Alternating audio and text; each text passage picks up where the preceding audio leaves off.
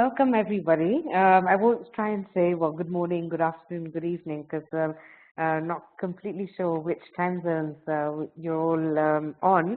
But I'm very, very happy that you could make it to this webinar. As Dan mentioned, the webinar is to provide information on the special program, which aims to support institutional strengthening at the national level for implementation of the Basel, Rotterdam, and Stockholm Conventions, Minamata Convention, and the strategic approach to international chemicals management. The 27th session of the Governing Council Global Ministerial Environment Forum, in its decision 27/12, section 8 on chemicals and waste management, invited governments to consider establishing through an existing institution a special program. The Governing Council requested the Executive Director of UNEP to facilitate and support a country-led meeting of governments and regional economic integration organizations and any other interested stakeholders. And this meeting was subsequently held in Bangkok from the 27th to the 30th of August 2013 to discuss the terms of reference for the special program.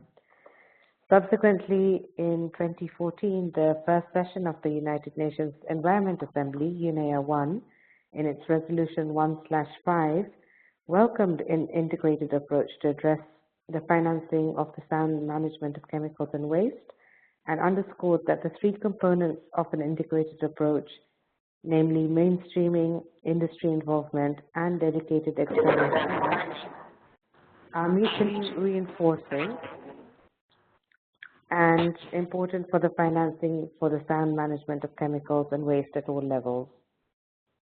UNEA-1 further adopted the terms of reference for the special program to be funded by voluntary contributions, and as I mentioned earlier, in support of institutional strengthening at the national level to enhance the implementation of the Basel, Rotterdam, and Stockholm Conventions, the Minamata Convention, and the strategic approach to international chemicals management.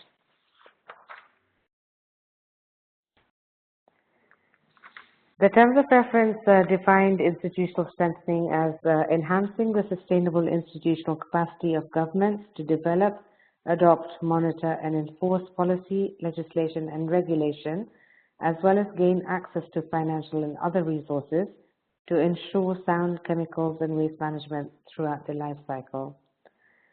The terms of reference stipulate that it is expected that strengthened national institutions would have the capacity to do a number of areas, including the development and monitoring of the implementation of national policy, strategies, programs, and legislation, be able to work in a multi-sectoral, effective, efficient, transparent, accountable, and sustainable manner in the long term, promotion of the involvement, responsibility, and accountability of the private sector, and promotion of cooperative and coordinated implementation of the instruments at the national level. So the list of expected outcomes is presented in this slide.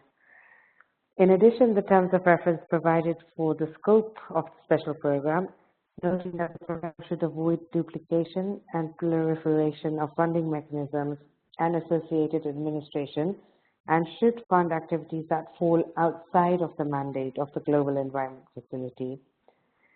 And finally, the terms of reference provided also a list of activities to be funded under the special program. And this list is included in the application guidelines, which is a document that has been circulated with the first call for applications. UNEA-1 in its resolution 1/5 requested the Executive Director, and again consistent with the terms of reference for the special program, to establish and administer the special program trust fund and to provide a secretariat to deliver administrative support to the program. In response to this request, the Executive Director provides the secretariat of the special program, which is hosted within UNEP's Chemicals and Waste branch in DTIE. And I am leading the special program secretariat at this moment. UNEA Resolution 1/5 also encouraged governments in a position to do so, as well as private sector, including industry, foundations, and other NGOs and stakeholders, to mobilize financial resources for the effective establishment and the quick start implementation of the special program. The Special Program Trust Fund has now been formally established. The trust fund will be open for contributions and applications for 7 years. And to date, approximately $14 billion has been pledged and contributed to the trust fund from the governments of Austria, Finland, Germany, Sweden, the Netherlands, and the United States, and the European Union.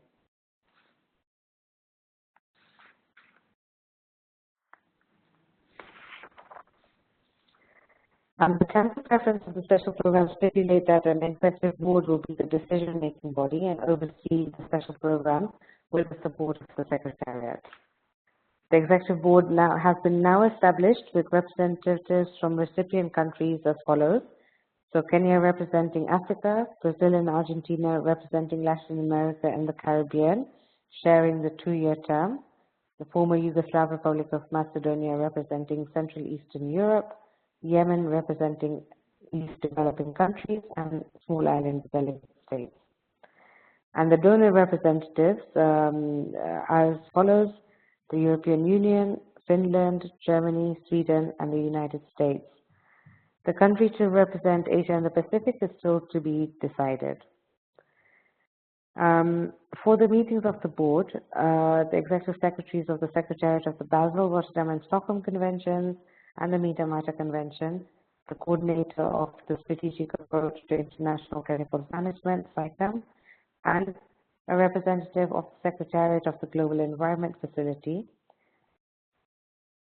as well as representatives of governments and regional economic integration organizations, any implementing agencies, and one representative from each of the bureaus of the governing body of the instruments may participate at their own expense as observers to the meeting. So we have the 10 member executive board, and we have a number of observers as well who observe executive board meetings.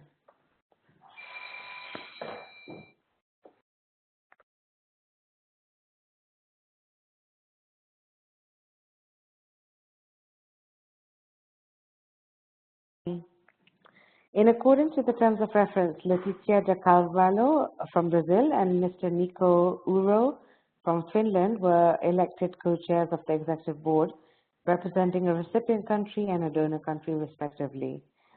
And the terms of reference stipulated that the mandate and functions of the executive board would be as follows. They would meet on an annual basis and take its decisions by consensus wherever possible. They would further develop their rules of procedure at their first meeting, and they would take operational decisions regarding the functioning of the special program. And this would include approval of applications for funding, the endorsement of procedures for application, assessment, reporting, and evaluation. It was also noted that the board would provide operational guidance on the implementation of the special program and provide advice on other matters as required. So the first meeting of the board took place from 2 to 3 of February 2016 in Geneva, so earlier this year, and significant progress was made with agreement reached on the rules of procedure for the operations of the board of the special program, the application guidelines, and the application form. In terms of the outcomes of the first executive board, the board considered the project funding levels and agreed that the projects would have a funding range from between $50,000 to $250,000, with a maximum of $500,000 for more comprehensive project on institutional strengthening.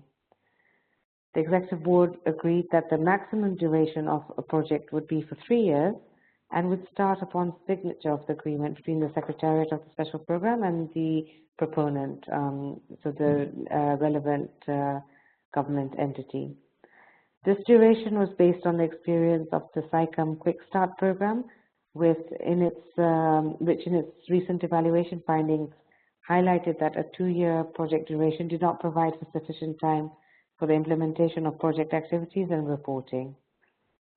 Finally, the board agreed that the first round of applications would be launched as a pilot phase to enable the program to be up and running as soon as possible. Lessons learned from this pilot phase would subsequently be reflected in revised guidelines and application procedures. The terms of reference outline the eligibility for support from the special program, and this criteria includes the availability for developing countries, taking into account the special needs of least developing countries and small island developing states, and for countries with economies in transition, with priority given to those with least capacity. Secondly, that applicants will be eligible if they are party to one of the relevant conventions, that is the Basel, Rotterdam, Stockholm, and/or Minamata conventions, or have demonstrated that they're in the process of preparing for ratification of any one of the conventions. And finally, applications will include identification of the associated domestic measures to be taken to ensure that the national institutional capacity supported by the special program is sustainable in the long run.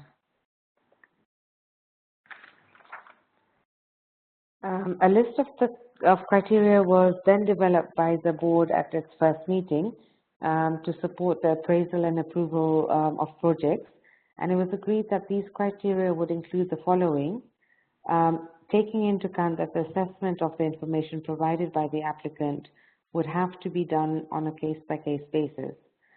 So the list there is provided on the slide, including the proposal of measures within the objective of the special program, sustainability of the project outcomes, contribution of resources equal to the value of at least 25% of the total allocation requested in the application, noting that in accordance with the terms of reference, the board may reduce that percentage commensurate with consideration of special national circumstances, capacity constraints, gaps, and needs of the applicant.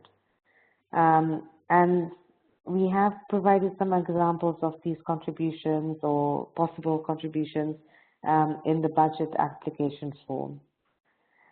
Other criteria include performance targets to measure progress achieved by the special program, identification of mainstreaming of sound management of chemicals and waste in various sectors, the participation and commitment of relevant actors in sectors, including agriculture, environment, health, labor, industry, and other sectors in the implementation of the measures proposed in the application, whether the project intervention is on more than one instrument, and whether the identification of the conventions to which the applicant country is a party and or of actual participation in SAICM. So as you will note, earlier I mentioned the eligibility criteria is very much based on whether the party is party to one of the relevant conventions or demonstrate that they're in process of preparing for ratification, but their further criteria also includes the actual participation in SAICM. In addition, other considerations discussed by the board, which again would be considered during the appraisal phase, taking into account the assessment of the information provided by the applicant, would have to be done in line with the objective of the special program. So some further information is being requested by the board, and this is included in the application forms, and the list is provided in the application guidelines, and this will also help the board to then further the deliberations and consider the projects. As I mentioned, all of this information is available in the project application guidelines and the project application form. The launch of the first call for applications took place on the 5th of April 2016, and the deadline for applications is 4th of July 2016. So there's a 3-month period for applications to be developed and submitted to the Secretariat for consideration. Further information on the application can be found on the special program website, and you will, once you receive this PowerPoint presentation, you will find the details for this website and the application documents, which include the application guidelines, and 3 forms, which is the project summary, the full project proposal, and the project budget, are also available for download on this website. In terms of the next steps, so as I mentioned earlier, the deadline for applications is the 4th of July of this year. Once the Secretariat receives the application package, the Secretariat will acknowledge receipt no later than 1 week of receiving the application package by email. The application will then be screened by the Special Program Secretariat to make sure it is complete and eligible for support. And once the screening has taken place, the applicant will be informed if the application is considered complete and eligible ad interim and forwarded it for consideration to the Executive Board. During the screening process, the Secretariat may request for additional information or clarification from the applicant in order to facilitate the eligibility process. And as you will see from this chart, that this will take place between July and September of 2016. The Secretariat will then submit complete and eligible proposals to the Executive Board to the annual meeting for review and consideration. And the second meeting of the Executive Board is scheduled to take place in October of 2016. The applicant will then be notified in writing by the Secretariat of the Board's decision.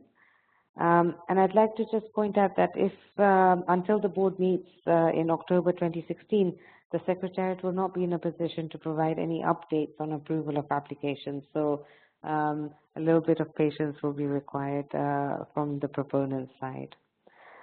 And then between January and February of 2017, I beg your pardon, October to December 2016, the approval of project applications, the Secretariat will then put in place project management arrangements, including the conversion of applications into the relevant instrument that UNEP uses between UNEP and the proponent, which would form the basis of a signed funding agreement. And then this will include any financial and reporting arrangements to be set up, with the expectation then of starting the project implementation in early 2017. And for further details and further information, we included some websites where you can find the terms of reference, for example, and other information on the special program. There is a dedicated email address where any questions can be sent to the Special Program Secretariat, and we'll endeavor to respond to them as soon as possible. That's the end of my presentation. So if there's any questions or comments or requests for clarification, I will be happy to respond to them. Thank you.